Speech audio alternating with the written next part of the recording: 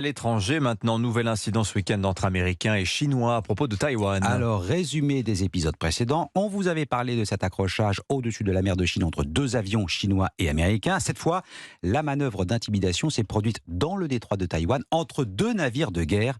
Entre Washington et Pékin, on se renvoie à la responsabilité de cette escalade. Sébastien Lebelzik, correspondant d'Europe 1 en Chine.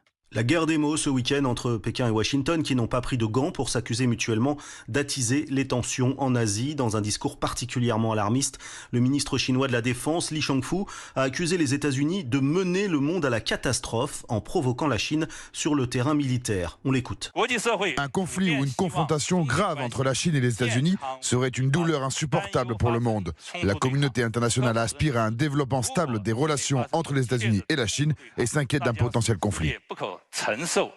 Il a notamment fustigé la création d'alliances militaires de type OTAN en Asie-Pacifique en prédisant un tourbillon de conflits, accusant Washington de vouloir kidnapper les pays de la région, d'exagérer les conflits.